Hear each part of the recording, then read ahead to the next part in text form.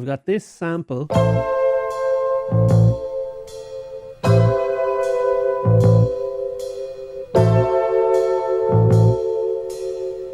make a lot of DJ Premier type beats, and it's got that Premier kind of vibe to it, the bounce, the bass line. So, to chop up the sample, I'm using the MPC software. I go into mode, sample edit, and change it to chop. Now, what this does is it lets me make my own chops by playing them out, essentially. We'll start the sample. So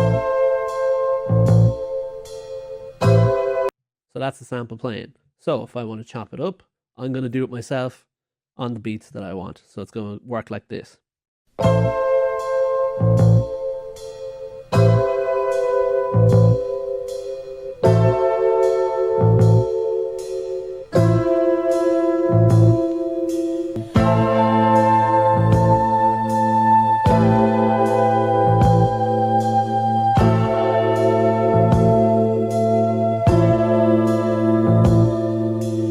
I already heard some little sections. I mean, this first section is probably going to be the verse.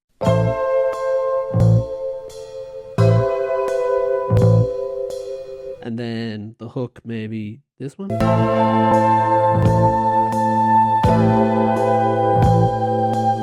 You can kind of hear it already. If I want to get to the start of the sample, I hit the pad I want, and then I go sample start and drag it to where I want. Okay, I'm going to fine tune these samples now, or these chops, get them to all come in on beat. So bear with me a sec.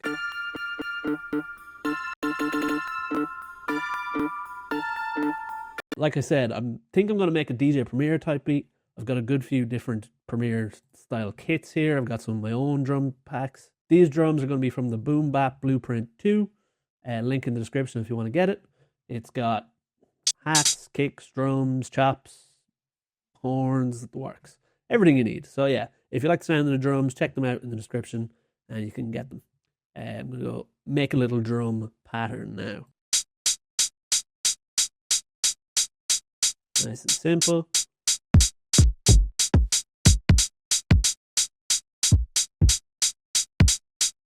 Also, apologies if the bass or the low end in this beat is bad, if it doesn't sound right. Because as you might be able to see, I'm using these little earbuds. I don't have a good set of headphones. I normally make beats off the speakers, but obviously recording a video and I'm talking into the mic and that's going to pick up the noise from the speakers. So I've had to resort to these little boys, which there's no low end in. I can't hear the bass. Even playing the kicks there, I can't really hear them properly. So hopefully this beat turns out good and it's not a disaster.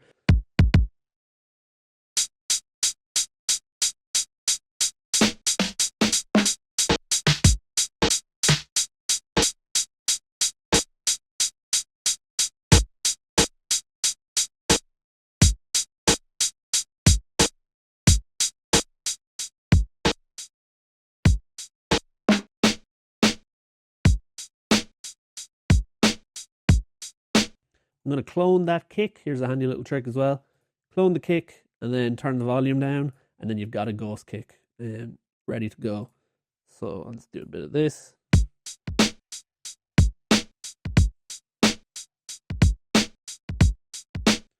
I like that. I'm going to cut the hats wherever the snare hits. I always do this. It doesn't make a massive difference, but it does make the drums, I don't know, a bit...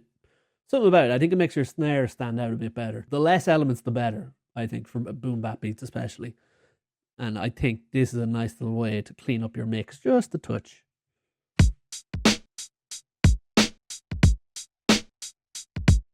As you can hear, it still kind of sounds like the hat is hitting because your brain is used to the pattern. So when you take the hat away from the snare, you don't actually notice it. You're not missing it. So if you're not missing it when it's not there, you don't need it there. All my drums, and people comment a lot that they like my drums. I've hard-hitting drums. I always find in a lot of boom bap producers on YouTube, like type beat producers, their drums are always what's lacking. They don't hit hard enough, or they hit way too hard and they're super distracting. So what I do is I make my pattern, I drop it into a mixer track, I add Fruity Limiter, preset, for drums, done. And maybe a bit of tweaking with the volume, but that is literally all I do. and it usually serves you well enough. So I'll give you an example. Here's what the drums sound like without that limiter on, and here's what they sound like with it.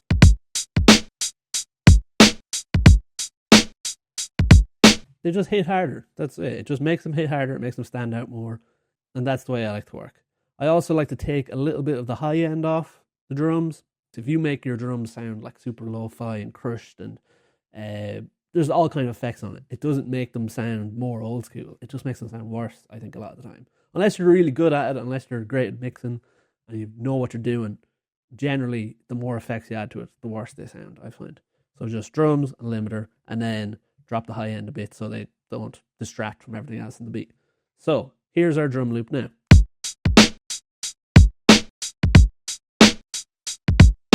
Perfect. So like I said, I've got FL open and I've got the MPC software open, and this is where that comes in handy, because now I can play out my pattern and work it out with the drums at the same time. All I do is hit spacebar on the keyboard, and that'll start the drums. So if I just time it right with hitting this at the same time, I can play it and the drums will keep looping. So this is how you put the two together.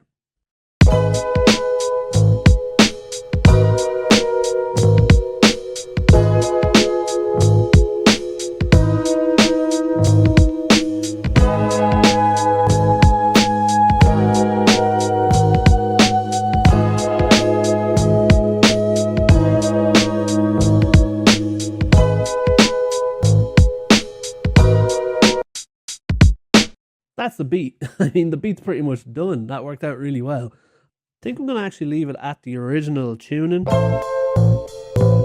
And then I might mess around with it more when I export it and take it into FL. Because obviously if I mess with the pitch on the sample here on the MPC, it messes with the tempo. So the sample chops get a bit shorter. So I'll show you. So that goes for 1, 2, kind of.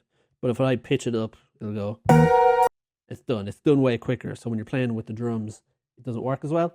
So I'm going to record it and export it in its original tuning, and then I'll mess with the pitch in FL, because the chops will already be recorded then, which means if I whack the pitch way higher, it's not going to affect the tempo of the sample.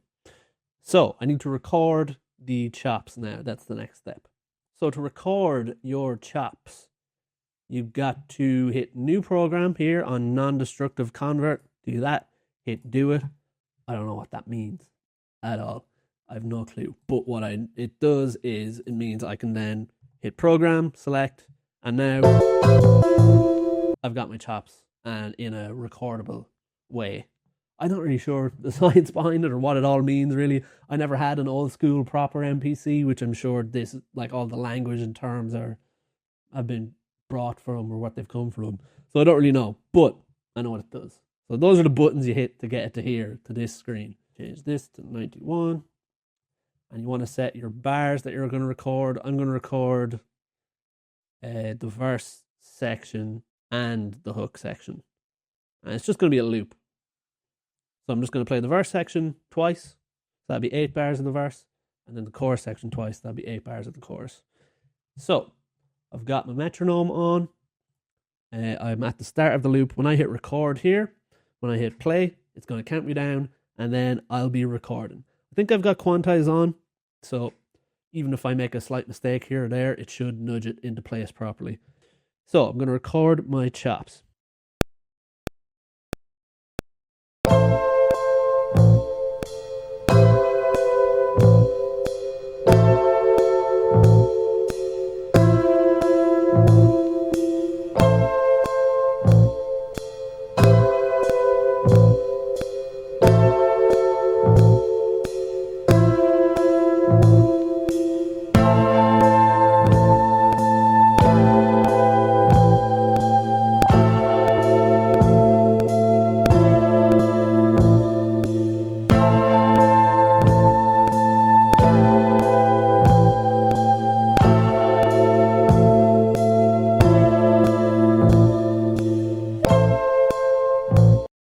There we go.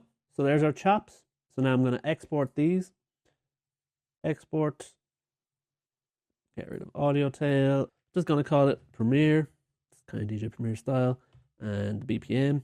So I've got my chop in here now. And now I've got my drums with it. And together they sound like this.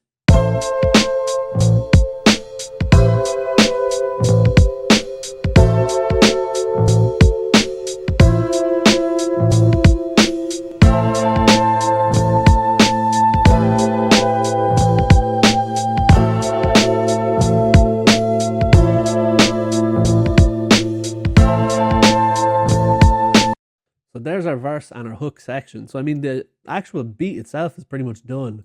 The rest of it's just arranging and maybe adding a little bit of something to the top of it. But the beat itself is done. I'm going to mess around with the pitch. Now, like I said, I can mess around with the pitch here without it affecting the tempo. So if I want to drop it down by 400 cents, we'll say.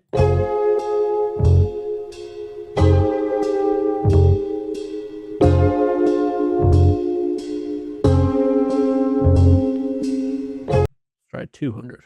I think I like minus 200. Let's try this.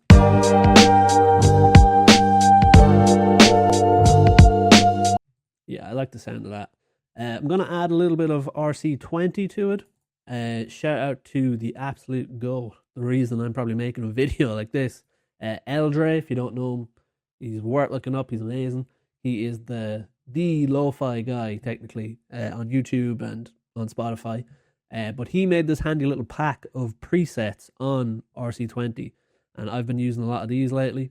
So it's just handy. You don't have to do your own ones. Eldre has done the work for you. So I'm going to try Go 2 on the sample.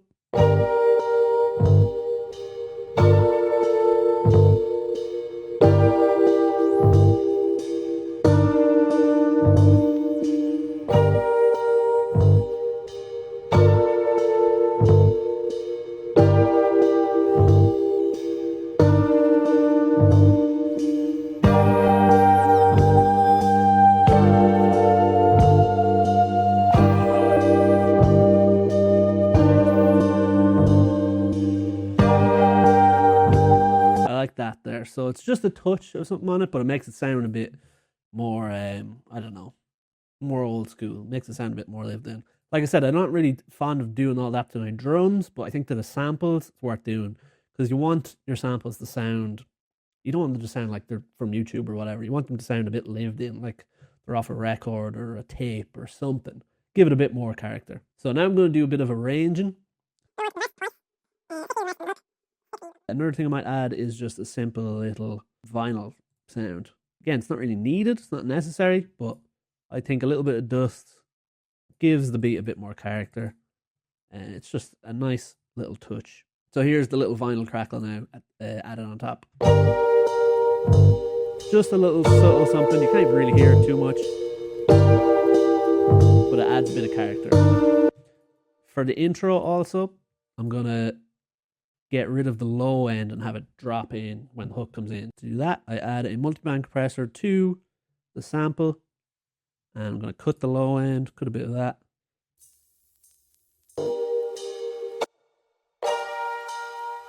There we go.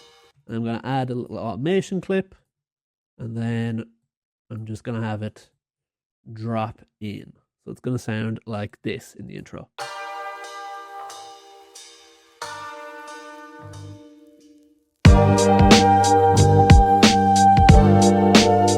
I'm going to pan that snare over just a touch to the left, or like 23%, 22%. And I'm going to pan the hi-hat just a bit over to the right, just to make the drum sound a bit fuller in your headphones. So it sounds like there's actually a drum kit being played. It's not just a real squished together loop in the middle of the beat, kind of.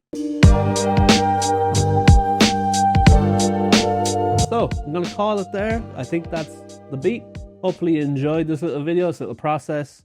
I mean, I was kind of just winging it. I had no script or anything, as you probably noticed. Just wanted to get the ball rolling and get the first video up on the channel, get the first video ideas down, get used to the camera, get used to the mic, all that kind of stuff. So hopefully you enjoyed the video. If you liked it, like the video, subscribe. Let me know below what you thought of the beat, what you'd do different. If you have any tips or tricks, or let me know if you learned that from this video. Hopefully you did. And yeah. that's the first one of many this year, I'm hoping. So follow along, and hopefully you'll stick along for the ride, and we can grow this channel together. So yeah, thanks for listening. Peace.